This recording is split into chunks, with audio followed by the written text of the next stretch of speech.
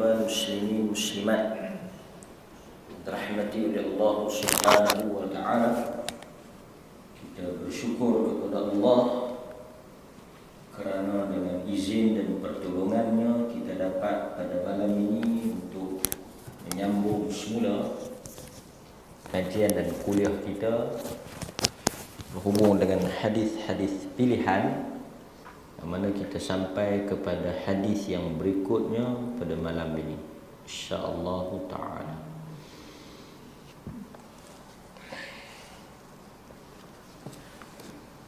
An Abi Hurairah radhiyallahu anhu 'anil Nabi sallallahu alaihi wasallam qala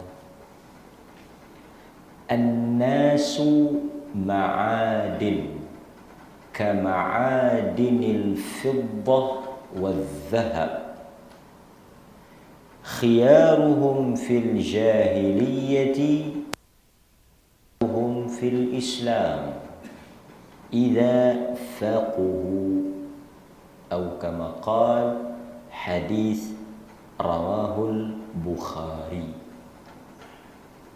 Hadis ini tuan-tuan diriwayatkan daripada sahabat Abu Hurairah radhiyallahu anhu. Maksud hadis Nabi sallallahu alaihi wasallam bersabda, An-nas, manusia kita, ma'adin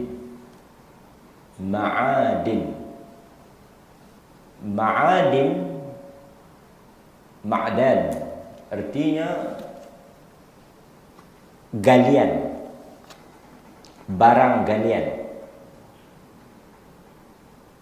sesuatu yang terletak di perut bumi. Manusia itu seperti galian. Kalau tuan-tuan nak mudah faham, pejabat, tanah dan galian. Itu faham lah. Apa galian? Kama'adinil fiddah, seperti galian fiddah, perak.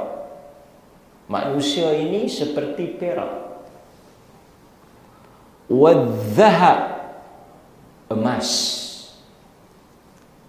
Sebab itu untuk kita mendapatkan emas, kita kena gali, kena korek. Khiyarukum fil jahiliyyati, sesiapa yang hebat, terpilih, sesiapa yang menjadi tokoh ketika dia belum Islam, fil jahiliyah, khiyaruhum fil Islam. Orang yang hebat, orang yang berilmu, orang yang terpilih, tokoh, pemimpin, ketika dia belum Islam, ketika dia jahiliyah, apabila dia masuk ke dalam Islam, dia memeluk agama Islam, dia juga menjadi manusia yang hebat. Kehebatan itu kekal, ketokohan itu kekal, kepakaran itu kekal, dengan syarat idza faquhu, dia memahami agama. Apa maksudnya tuan-tuan? Maksudnya satu, Nabi sallallahu alaihi wasallam mengumpamakan manusia ini seperti barang galian. Boleh kita faham barang galian ni yang duduk di dalam tanah, bercampur dengan tanah batu, tertutup dengan timbunan tanah dan batu, selut dan sebagainya, tetap tetap dicari dan dikorek untuk didapatkan oleh manusia. Manusia akan korek tanah ni, gali tanah ni untuk apa? Untuk mendapatkan emas dan perak. Artinya walaupun dia duduk bersama dengan kotoran, dia duduk bersama dengan selut, dia duduk bersama dengan tanah, dia tetap menjadi pilihan dan dicari oleh manusia. Itu manusia yang sebenar. Manusia yang berilmu. Dalam tajuk kita ni, manusia yang berilmu, dimanapun dia berada, dalam apa keadaan pun, tetap dia diangkat oleh manusia. Tetap dia menjadi terpilih. Tetap dia bersinar. Tetap dia menjadi perhatian orang. Kerana ilmu dia. Sebab itu orang ambil emas tu, basuh. Emas ni orang korek. Lepas tu orang tapis. Orang apa? Saring, basuh, cuci. Lepas tu orang letak di tempat. Letak masa kotor tu, kita boleh ibaratkan jahiliyah. Maksudnya masa dia jadi ahli maksiat, masa dia jadi ahli apa? Jahiliyah, masa dia belum faham agama, belum dapat hidayah, dia itu pun orang dah hebat dah. Bila dia masuk Islam lagi dia hebat lah. Sekali kita akan tengok contoh di kalangan para sahabat.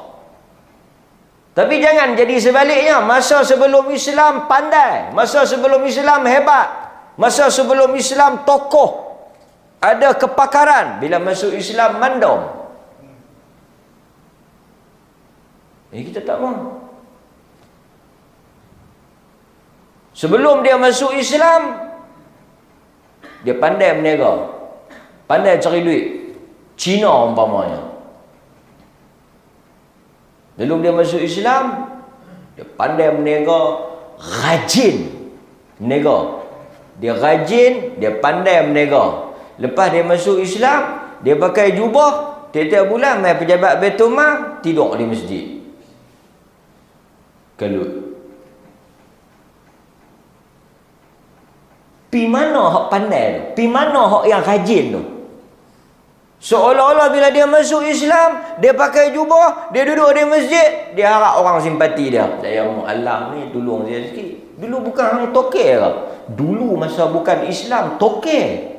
Ada 3-4 kedai. Lepas masuk Islam, asnaf. Agama apa?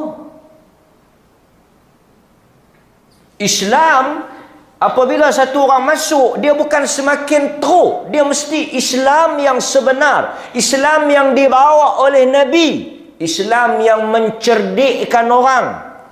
Islam yang memandaikan orang. Bukan Islam yang memandulkan orang. Sebab itu tuan-tuan tengok. Orang-orang profesional, doktor, engineer, orang cerdik ni, bila dia mengaji Al-Quran, dia mengaji As-Sunnah, dia ikut. Dia lebih tertarik, dia lebih cenderung kepada Islam tulen, Islam yang dibawa oleh Nabi, Islam yang anti khurafat. Tak kalah satu orang mengaji pandai, boleh bawa kapal terbang, boleh apa, korek minyak daripada dalam tanah, engineer yang cerdik, doktor yang boleh belah, angkat jantung orang, tak luang, jahit, buh balik jantung orang. Nak pi faham cerita mamat kampung, tunjuk ayam, tunjuk gambar ayam, ayam keluar jadi ayam. Mangkuk saja yang percaya cerita lagu ni. Tuan-tuan yang duduk kampung pun bila dengar, mengerut apa? Sebab itu Islam pertama apa dia? Salimul aql. Dia mengajar untuk kita menggunakan akal yang waras, menapis. Di situ bila kita mengaji Al-Quran, kita tak jadi orang yang ta'assub. atau orang yang terima, kita menjadi orang yang berfikir. Sebab itu sahabat-sahabat Nabi dulu mereka hebat. Bila masuk Islam, duduk dekat dengan Nabi, mereka jadi semakin hebat. Tapi syarat dia kena faqih lah. Sebab itu saya selalu kempen.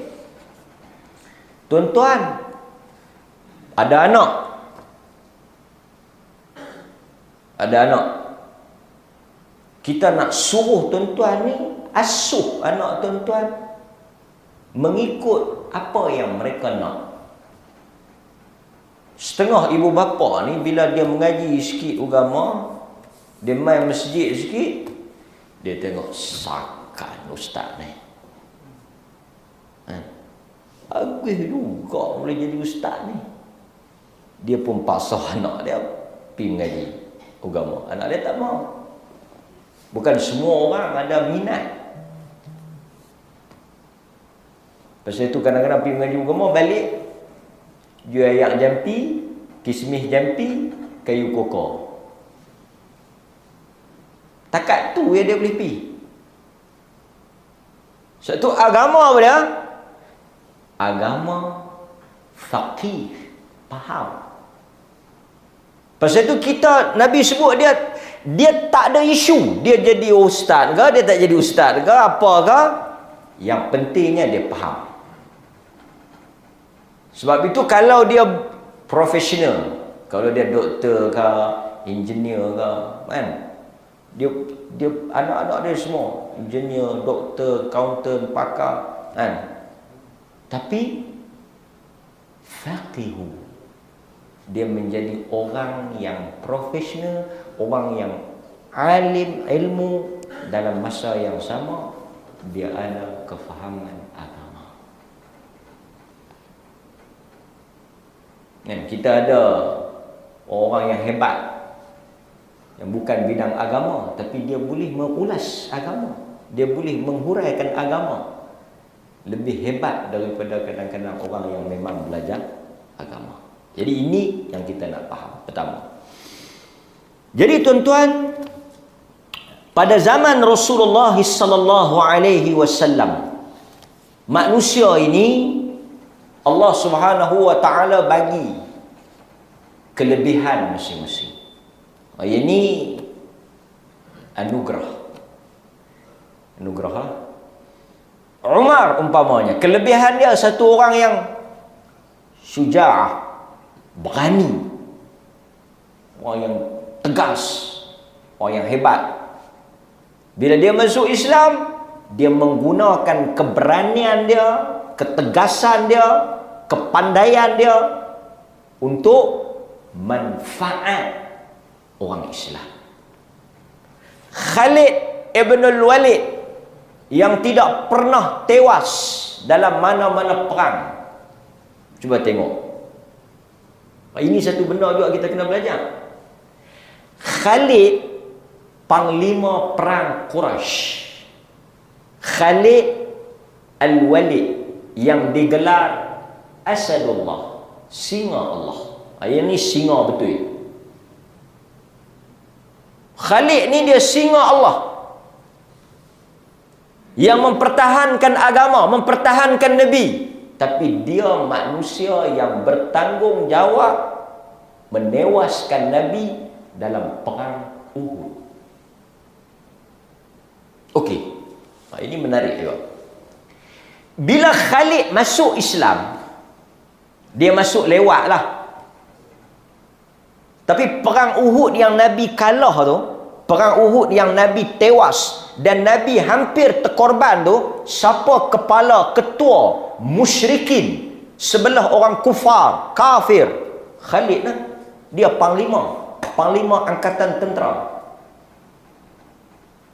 Strategi dia menyebabkan orang Mekah menang.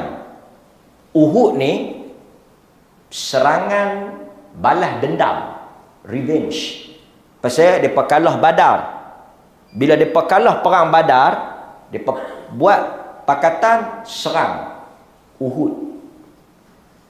Di Uhud, saya nak cerita, bila Khalid masuk Islam, Apa jawatan Nabi bagi kat dia? Panglima juga. Panglima. Bintang 1. Bintang 1, bintang 3. General. General. Nabi tak kata hang ni jenis honak. Memang dia honak.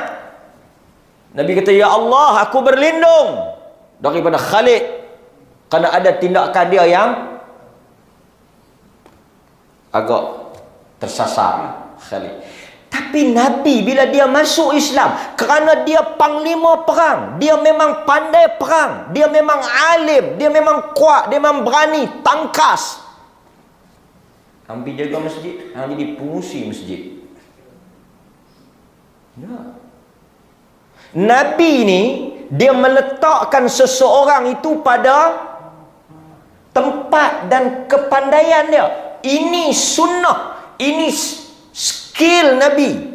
Khalid ni hebat apa? Masa dia jahiliah dulu, masa dia musyrikin, dia kafir dulu, kita lawan dengan dia pun kita kalah. Bila dia masuk Islam, kita bagi kepala perang Khalid, hampir jadi. Tapi dulu hang perang untuk musyrikin, sekarang hang perang untuk membela Islam. Tapi tetap jawatan itu cuma di bawah lambang Nabi sallallahu alaihi wasallam. Ini Islam. Dia tak bunuh kepakaran orang, dia tak bunuh kehebatan orang, kerana dia tahan baru masuk. Prebek dululah. Ni hok senior ni duk ada ni, nak tak mana ni. Nampak? Abu Bakar pun Khalid. Mari zaman Umar tukar dengan Abu Ubaidah Al-Jarrah. Ada sikit pak ijtihad Umar lah. Tapi saya nak ceritanya, Khalid masa jahiliah hebat, masa Islam tetap hebat. Ini menunjukkan apa? Nabi meletakkan, macam kita kata tadi, seseorang itu sesuai dengan kepandaiannya. Dia tahan dulu pengalaman apa? Saya pengalaman tukang masak. Okey. Hang mendahari. Kawan duk kupas bawang, duk bersiang temenu, pi letak jadi bendahari. Ni kok pasal apa hampir lantik dia pergi jadi bendahari? Orang kita. Bahasa mudah orang kita. Ini petanda kepada kehancuran. Nabi kata, idza wussidal amr. Satu orang mari tanya Nabi dalam hadis yang masyhur, ya Rasulullah, mata as-sa'ah? Bila kiamat? Nabi kata, idza wussidal amr ila ghairi ahlihi fantadhir as-sa'ah. Yang dikatakan hancur dan kiamat itu apabila kamu memberikan urusan, melantik seseorang, meletakkan seseorang itu bukan kepada kepandaian, keahlian dan juga kepakarannya. Pasal itu bila kita baca kisah Abu Zar, Nabi tak lantik Abu Zar. Abu Zar meminta jawatan. Abu Zar kata, ya Rasulullah, lantik saya jadi ketua, jadi panglima. Abu Zar Al-Ghifari, Jundub bin Junadah nama dia. Jundub bin Junadah. Dia punya kunyah Abu Zar, daripada suku kaum Ghifar. Abu Zar. Tapi Nabi sayang ke Abu Zar. Nabi kata, aku ni sayang hang ni macam mana aku sayang diri aku. Apa yang aku tak mau berlaku kat diri aku tak mau jadi kat hang. Aku kasih benda hang. Dia minta dia tak apa-apa jawatan bagi kat saya. Nabi kata, innaka dha'if. Nabi kata, innaka dha'if. Abu Zar, kau lemah. Jawatan ni tak layak untuk hang.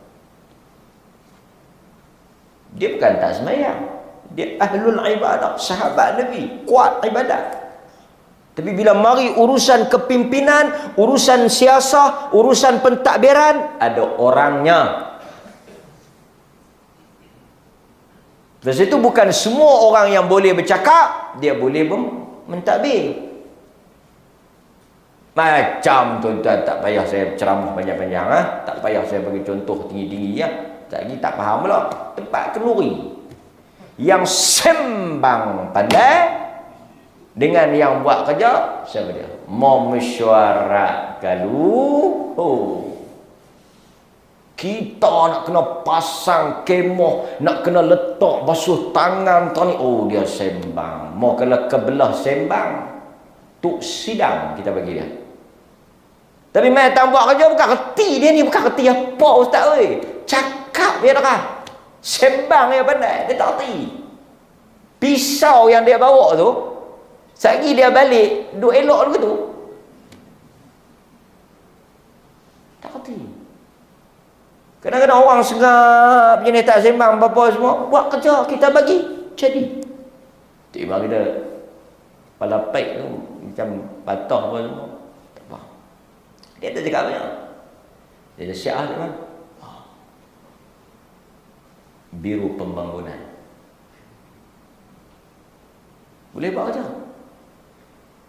Lepas itu tuan-tuan, bila kita nak serahkan satu urusan, satu amanah, kita mesti ikut Nabi. Walaupun Nabi sayang, walaupun Abu Zar tu dalam hati Nabi ada tempat dan kedudukan yang istimewa, bila meribatkan urusan, maslahah, kepentingan orang ramai, Nabi tak ambil kira semua tu. Nabi kata, innaha amanah khizyun wa nadamah. Abu Zar, benda ni amanah.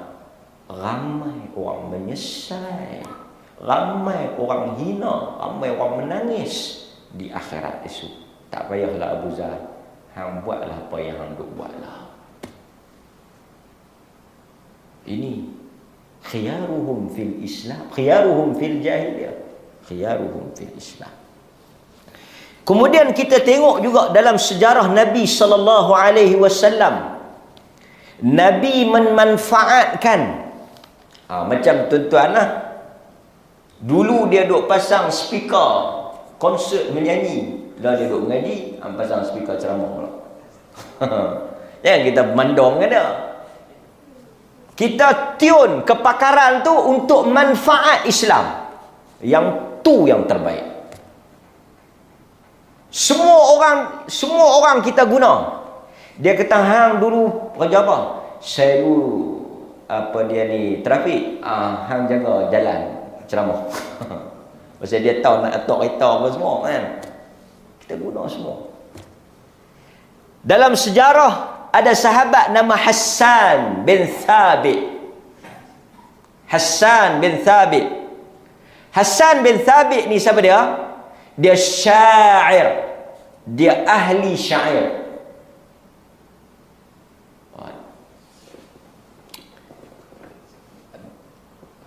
Dalam pengajian Islam ni dia ada bahasa Arab. Bahasa Arab ni, kuliah lughah wal adab ni, kuliah sastra Arab ni, dia kena hafal syair-syair jahiliyah. Dulu orang Arab ni dia tak ada hiburan, dia tak ada sumber maklumat apa semua ni, melainkan syair lah. Lepas itu syair-syair Arab ni ditulis. Lepas itu bila Quran mari, salah satu daripada i'jaz, kemukjizatan, kehebatan Quran tu apa dia? Bahasa dia. Pasal zaman tu zaman bahasa, zaman kesusastraan. Pasal itu tuan-tuan kalau baca dalam Quran, tuan-tuan rasa seni bahasa. Salah satunya tuan-tuan tengok rima Quran di hujungnya sama. Macam pantun. Kan? Kul a'udzu birabbin nas, malikin nas, ilahin nas. Sebab dia nak lawan tu syair-syair tu. Nak habaq kata yang ni bukan syair manusia, ini bukan rekaan manusia, ini kalam Tuhan. Lepas itu bila orang syair dengar Dhammat Al-Azdi, bila dia dengar, dia kata apa? Aku dengar habis dah syair Arab, aku dengar habis dah jampi-jampi Tok Bomo. Tapi perkataan yang Muhammad sebut ni bukan orang yang karang. Dia mengaku sebelum dia masuk Islam. Dia mengaku. Nampak? Jadi ini nak habaq bagi bagaimana Islam tidak membunuh bakat manusia. Siapa yang ada bakat nak lukis-lukis tulis, apa dia yang boleh dia tulis. Tapi janganlah saat ni dia duk lukis-lukis main masjid, lukis habis dinding masjid. Tak boleh lah. Orang nak sembahyang tengok depan tu dia gambar burung, gambar harimau. Dia dah saya tak arti apa, dulu saya jadi pelukis ni, saya nak lukis dinding masjid ni. Jangan nak buat kalut.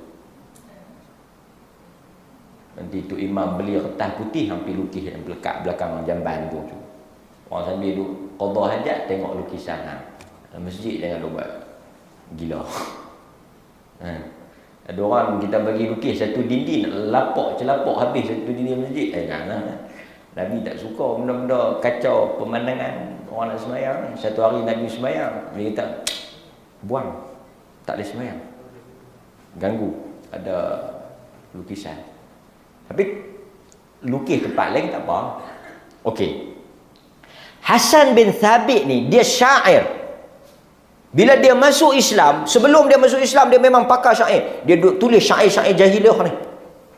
Syair-syair jahiliah ni. Bila dia masuk Islam, orang kadang-kadang duk kutuk Nabi, duk maki Nabi. Nabi kata dekat dia, Qum ya Hasan. Bangkit Hasan. Jawab. Hasan ni dulu dia memang pakai syair.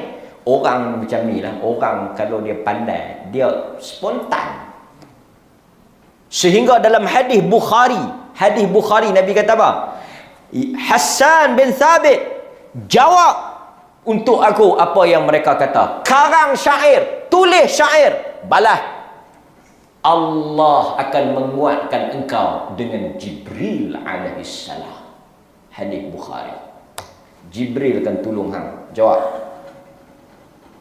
Jadi kita mungkin boleh. Siapa-siapa dulu pandai menyanyi, ada masjid mana tau? Ui, sedap muazzin bang. Jangan main-main ustaz. Rupa-rupanya muazzin dia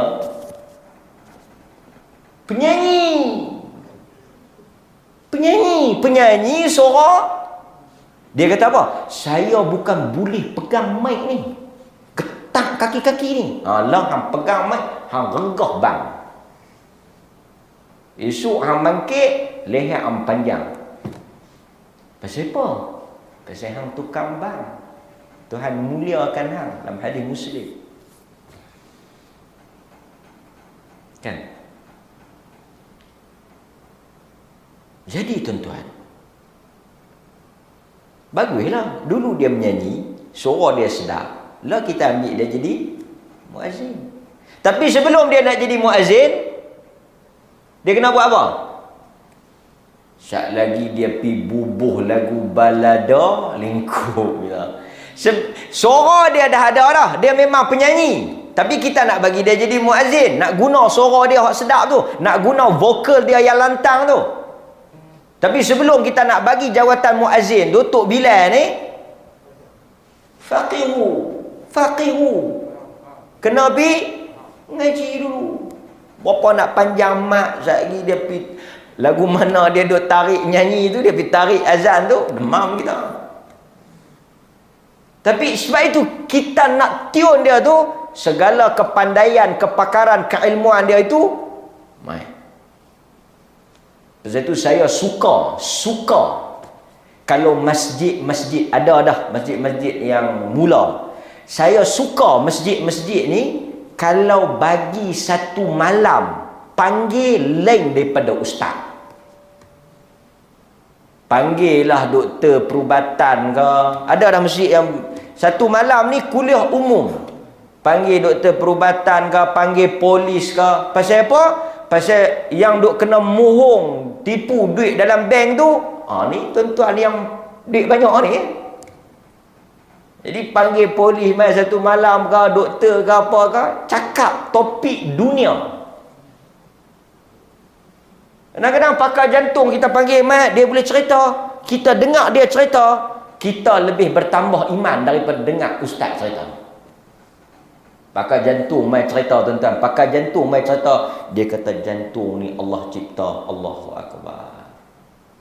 Macam mana punya ajaib, macam mana darah, oksigen, dia boleh cerita ilmu dia. Lepas tu dia kaitkan pula dengan agama, kebesaran Tuhan, akidah. Maka orang yang dengar confident, yakin, hebat. Pasal apa? Pasal dia kuat, kukuhkan dengan ilmu sains dia. Mari ustaz, tuan-tuan sakit perut dah. Sakit perut dah. Sakit perut dah. Aku sakit perut, ambil ayak ni. Ambil ayak ni, janggut ni. Rendam ni. Lepas tu, kita dengar agama apa hang bawa ni. Nabi mana petua ke hang katun ni. Memang ada sunnah simpan janggut. A'fu liha wa qassu syarib. Nipiskan waqassus syarib, nipiskan misai. A'fu liha, taruh janggut. Tapi Nabi tak habaq suruh pergi duk isap ayak janggut. Hang lajak lebih. Siapa yang cerita? Bukan doktor. Doktor tak cerita. Doktor perubatan yang ada sijil yang lulus, yang doktor tak cerita. Ni Tok Lebai, minyak ni, ubat ni, ayak ni. Knowledge tak lah. Pasal itu tuan-tuan, ulama kata siapa yang bercakap bukan di dalam bidang dia. Ustaz cakap hukum hakam, cakap tentang hadis, tafsir Quran cukup. Petua nak beranak pun ustaz cakap, ya salam. Berapa kali dia beranak kita pun tak tahu.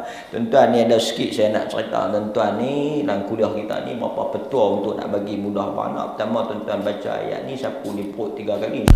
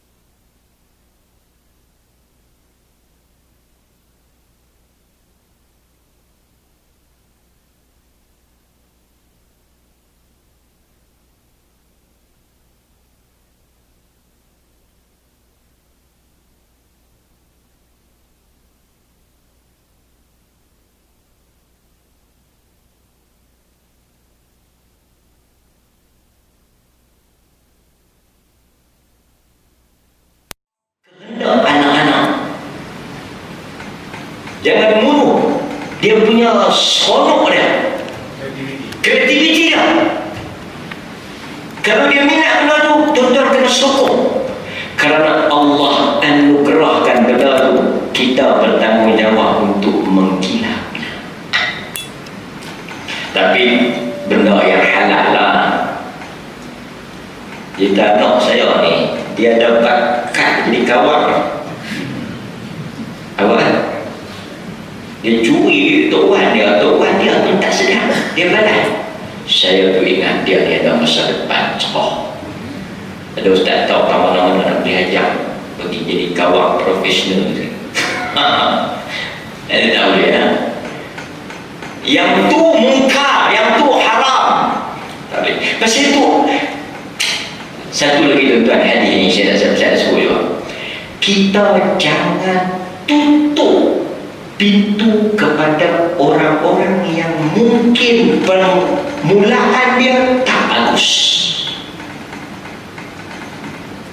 Macam tadi orang yang menyanyi, orang yang ahlul maksiat, orang yang bergelumang dengan maksiat, kita umpamakan dia dalam seluk, dalam tanah.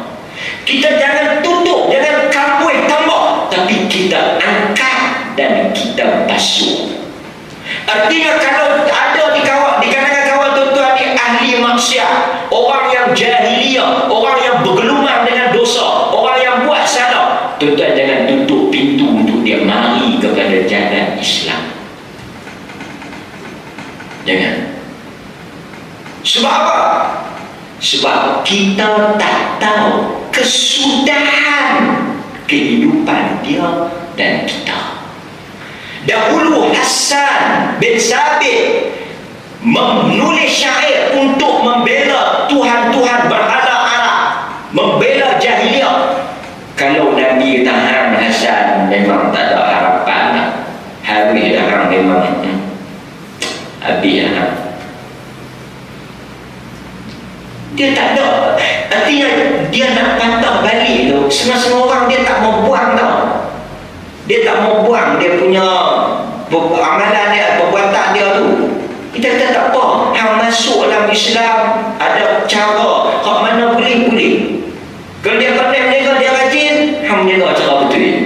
Kalau dulu hang bohong lah, hang bohong. Itu beza Islam dengan sebelum Islam.